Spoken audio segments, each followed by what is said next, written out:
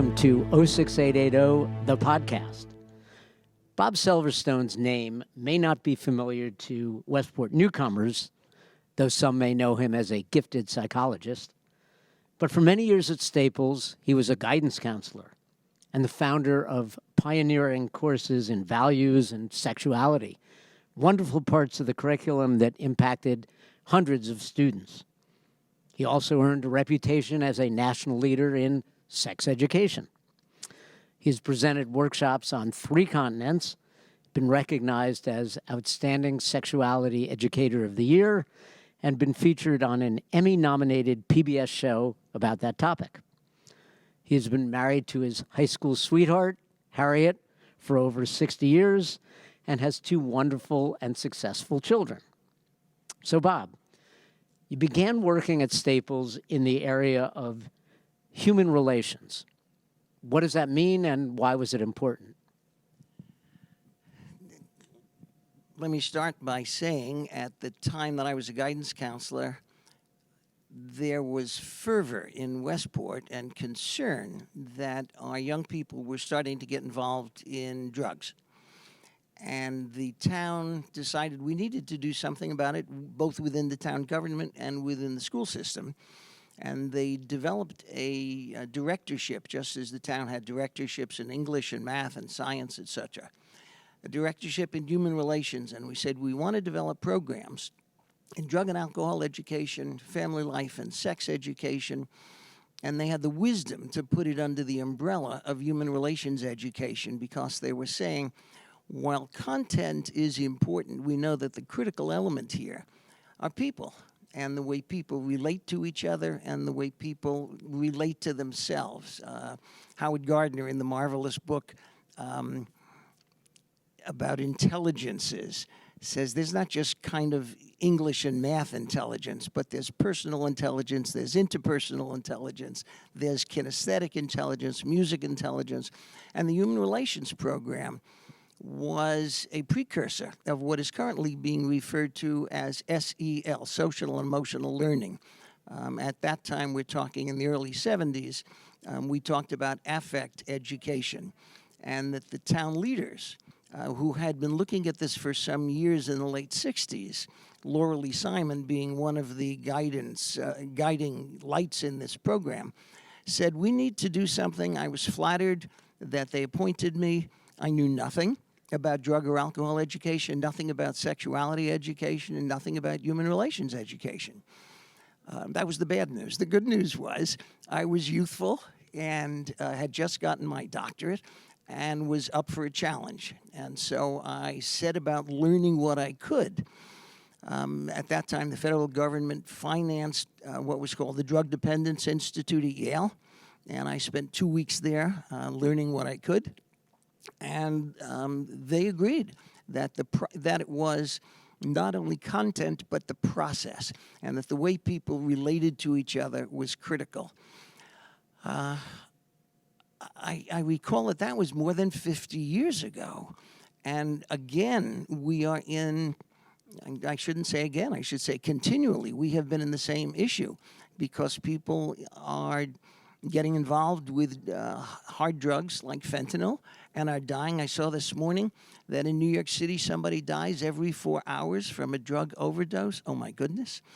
And certainly we need to be aware of the product, of the drug. But what's critical is people's sense of, I need to have a reason for living. I need to recognize that I'm an important person and that I can relate to other people. And that was what our program tried to do. We put in programs first in the high school level, moved down to the middle school, at that time the junior high school level, and had just started to do programs in the elementary school level. And what happened? Were they successful? Was there backlash? How did it fit into the whole school system environment? Like many things in life, there's good news and bad news. The good news is it was wildly successful. And as you said in the introduction, hundreds of people found it to be marvelously useful and worthwhile.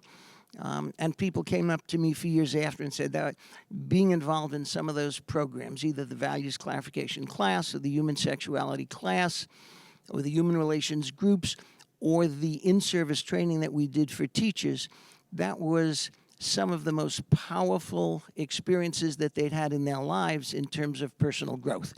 So on an effectiveness level, it worked. On the other hand, 3 years later, there was a reaction in the town, not to the program, but to the cost of education. There was as I recall, an $800,000 cut. There was a referendum that the town voted on because neither the Board of Education nor the Board of Finance thought it would be wise. And that was a major hit. And my sense is, because there were lots of English, math, science, social studies teachers, and there was just me and 2 other staff members in my quote-unquote department, we got the axe. That was the bad news. The good news was the programs that we had developed in values and in sexuality at the high school continued. In fact, when I therefore was no longer the human relations director, I did not return to the guidance department, but after a sabbatical, I came back and taught part-time. I taught courses in values and in sexuality, co-taught the sexuality class with Ruth Kaufman, one of the people, Marcia Brooker, after Ruth. Fabulous experience into the mid-90s. And I was only part-time because I was doing therapy in my office downtown. And after the 90s, even though the town had been wonderful in permitting me to be a part-time teacher, and I loved it, I decided that I had other things to do. I focused on therapy, and as you indicated, traveled around the country and even internationally a little bit, but mostly around the country and the state of Connecticut, doing workshops, training people in the skills and the understandings that we had developed in the human relations program. So can you describe the values clarification course and the human sexuality course? Because, I don't think they exist anymore. No, they don't exist. And in fact, one of my most dire personal criticisms is that when I was leaving Staples High School, leaving the Westport schools, I did not adequately prepare a successor to myself, and became aware that it was, though I denied it at the time, it was in good part kind of a charismatic leader, i.e. me. And I rejected it at the time, but I've come to see it. I had not prepared anybody to follow up, and within a couple of years, the program died. The human sexuality class was designed by a group of parents and teachers and psychologists and medical professionals and clergy and students. And essentially, we said we picked up from a book that had the Connecticut Department of Education had written a number of years ago, "Teach us what we want to know." And kids said, "This is what we want to know. We want to know the real stuff." And so the course was, as I suggested before, a combination of content and process. The content was everything, talking about anatomy, talking about sexual orientation, talking about birth control, talking about abortion, having people come and present on various sides of different issues. People from an abortion clinic talk about what abortion is like. People who are opposed to abortion talking about why they're opposed to abortion. So that was the content. The process was critical. And we sat on the floor, on a carpeted room. Much of the work was done in small groups. There were ground rules for both courses.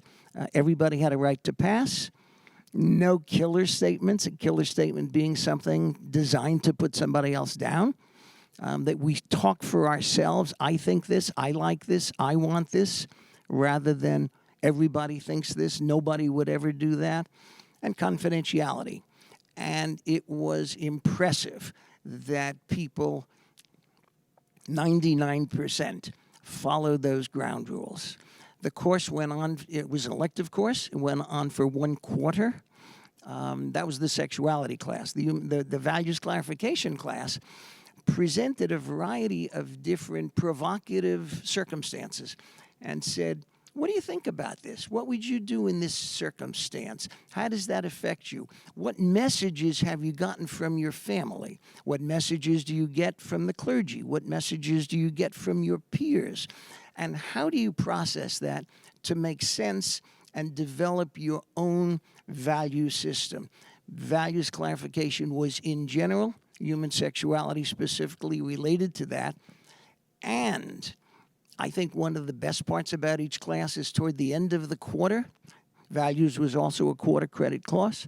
Toward the end of the quarter, we had an evening session, and students would invite their parents or friends or siblings, and we would have a 2-hour session at night.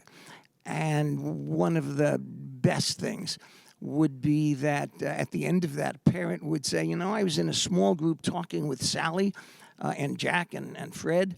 Oh my gosh, these kids are so thoughtful. They're so insightful. And then the next day, the kids would come to class and say, I was in a small group with Mrs. Jones. Oh my goodness, she's thinking some of the same things that I was thinking. And so it led to an improved parent-child relationship. The evaluations that we got were that fundamentally the most important thing we did was we helped people develop the capacity to talk and to listen, to be better communicators about really critical elements in their own life. One of my favorite cartoons has a person standing in a kitchen saying to him or herself, I'll be gender non-specific about that, oh my gosh, another day has passed and I haven't used algebra even once. Most of us at a certain age have not used algebra or the periodic table of elements, or I was a social studies teacher, needed to know the particulars of the Gadsden Purchase. Those things really are not all that important in life. What is important are the things we were helping students learn. How you feel about yourself, how you feel about other people, how you can improve relationships with other people, how you can say when somebody asks you out on a date and you don't want to go out on a date with that person, how you can politely and respectfully decline and not hurt somebody else's feelings, but take care of yourself. Those are some of the things that we did, and I guess you can see as I talk about it, I'm still excited about it because I think it was critical, even as algebra and the Gadsden Purchase and the periodic table of elements and Shakespeare's odes, Shakespeare's poems may be important in high school and even in college. For most of us as adults, we need to go through a curriculum that teaches us how to be adults, that teaches us how to take care of ourselves and how to relate to other people. Absolutely fascinating. Now we're in 2022, and I know that the superintendent of schools, Tom Scarice, has been talking about, I think, some of these things. You mentioned social and emotional learning. Are they coming back, or were they never out of fashion? I mean, where are we in the Westport school system now compared to 20 or 30 years ago? It's so interesting to me that good ideas continue to resurface. And every few years, this concept of what for us was human relations then got called affect education throughout the 70s, and there were lots of books written about it. And the Association for Supervision and Curriculum Development, which is the curriculum part of administrators around the country, consistently said, we need to do this. There was research that demonstrates that when young people come into a classroom, irrespective of the age, feeling good about their potential as learners, what they called affective emotions as they enter the learning situation, they learn quicker, they learn more, and they end up feeling better about themselves. So it's not just a feel-good experience, but it enhances the cognitive experience. I think it went down for a period of time when we focused just on test scores. I think that's unfortunate, but it is coming back, as you indicated. The Westport Board of Education is considering SEL, social emotional learning. I am strongly in favor of that, and I think it's being done around the state in pockets. And I would once again love for Westport to be a statewide national leader in this. When we developed our human sexuality program, it was recognized by the federal government, by what was then called HEW, Health, Education, and Welfare, as one of the 12 exemplary programs in the nation. And it wasn't special. We just listened to what students wanted, and we said, we'll do that. And it got enormous crowd support, enormous town support. But the day before the Board of Education voted on it, my wife and I were away, and we were walking down a street and came upon a framed poster. And it said, no matter what you do, 20% of the people will oppose it. John F. Kennedy. That was so reassuring because I knew I was going to come the next day in front of the Board of Education and present our proposal. And I had thought, well, I need 100% of everybody. Well, no, we don't. There will always be people who oppose it, but so far, and I don't want to get too political about this, so far in this country, majority rules. And that's the way democracy is. The good news was we didn't just get 4 out of 5 Board of Ed members who voted to support the sexuality class. It was unanimous. So as we go into this coming year and discussions at the administrative level and Board of Ed level about social and emotional learning, is there a role that you are playing? I'm hoping to. I have written to members of the Board of Education and the superintendent, and in my experiences and my recommendations are social emotional learning, affect education, human relations education takes place on 3 levels. One level is every minute of what happens in a classroom. The responsibility of the educator to make the learning environment safe. Abraham Maslow, in his hierarchy of needs, talks about just above the physiological needs that we have as human beings is the need for safety. Learning takes place in a safe environment, and so we have, you and I, listened to young people talk about teachers whom they love and teachers who they don't like that much. And they learn a lot with teachers whom they love. And so part of the training is to help teachers understand how they can create a safe environment for students. Second part is how to integrate affective domain, feelings, values, attitudes, with the cognitive part. So if we're talking about Martin Luther King, we're talking about bias and discrimination and prejudice, we raise the question, have you ever discriminated? Or do you invite everybody you know to your birthday party? Well, no, probably most of us discriminate. Well, what are the criteria that we use to do that discrimination? So that's the second level. It's called confluent education. And the third is to have actual courses, actual programs in the elementary school, the middle school, and the high school that will help young people understand themselves and relationships with others. I'm talking with recently retired, fabulous Westport teacher, David Deitch, who trained enormously in this when he was an undergrad and a grad student, and is just itching to be able to share some of this with young people now. So let's sort of take a step back from the schools and look at Westport as a community. You're still a practicing psychologist. As you look at Westport as a community, what are our own values? What do you see in the community? Are we where we want to be as a community? I'm not explaining this well, but you're the psychologist, so So tell me about the values of our community. I think we align pretty much with Anne Frank, who wrote at the end of her book, all in all, I think people are basically good. I believe that. I'm a humanist. I come from a perspective.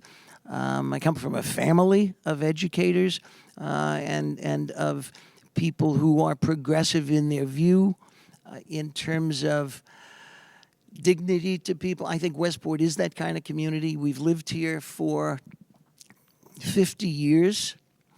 In 2 months, it'll be 50 years. I've worked here since 1968. This is a lovely place. Our children had a marvelous upbringing because the community and their friends were good, decent people. I think the vast majority of people in Westport are supportive of this kind of behavior. As the poster said, no matter what you do, 20% of the people will oppose it.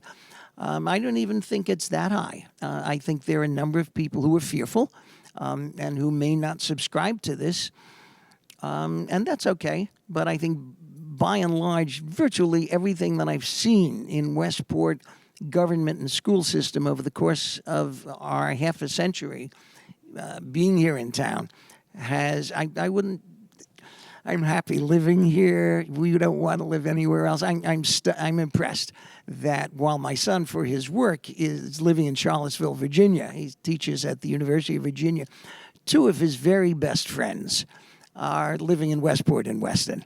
They were best men at each other's weddings. People come back to Westport. You didn't leave Westport. Westport has a magnetism because of the people and because of the goodwill, I think, that you see when you walk into stores, that you see all over town. It's interesting to me that now you're working primarily with seniors, and you said that those are senior citizens, not seniors in high school. What are their issues, and how is the town addressing its senior population? I'm not sure I can relate to the town and the senior population because, interestingly enough, with COVID, like everything else, there's good news and bad news. And the bad news is it's COVID, and we're sequestered. And the good news is I'm doing therapy with a couple of people who live in Florida because we do teletherapy. So not a lot of my client population are Westport-based, but I think they're dealing with issues of aging, issues of relationships. People my age were raised in a different environment, in a much more authority-oriented, paternalistic relationship in which men were given, if you will, too much credit and women were given insufficient power. And somewhere 30, 40 years ago, women began to move into their own assertiveness and take charge of themselves.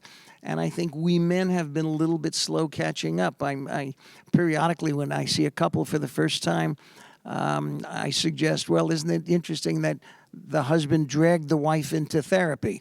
That rarely happens. Never is one of the dirty words, never and always. But I think people are trying to figure out how I can spend the last years of our life not only healthy, but productive, and in a way that is personally fulfilling. And somebody once said, when you've spent your life with your shoulder to the wheel and your nose on the grindstone, every now and again you need to look up and see where you're headed. And so part of my concept of being a therapist is, maybe you experienced it when I had hair, and I would push it over to the side. Then I would go to the barber, and he would hold a second mirror behind me, and I would see what other people see. And at that point, I cut off all the rest of the hair. But I think that's what therapists try to do, which is to hold up a second mirror behind and say, what do you think it looks like from different perspectives? And indeed, that's the kind of thing that I think social emotional learning tries to do. We all grow up in a family, in a spiritual sense, but we live in a multi-ethnic community. And it's important to understand what it is, where other people are coming from. And sometimes we need to reevaluate and say, oh, gee, I never saw it that way before. I think I may need to change my perspective. Fascinating. I have one last question, and I've learned a lot. You talk about different perspectives and learning and lifelong learning and values and all that. What is the one thing that you have learned over the years and all the things you've done? Not one. What are some things you have learned?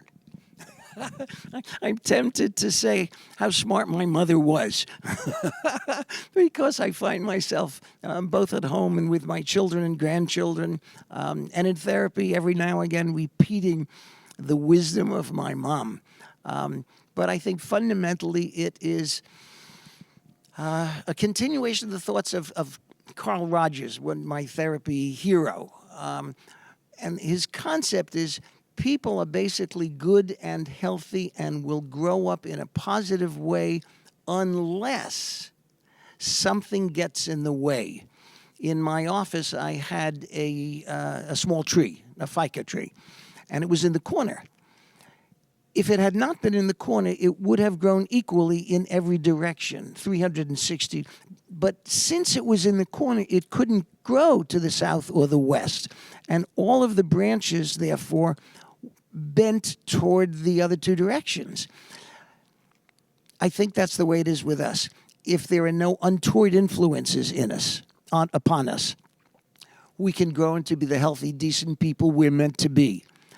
Therapy and courses in social emotional learning are designed to help people recognize the artificial impediments to our growth and not to remove them. That's not my job, but it's to say to people, you might want to think about changing the way that you approach this.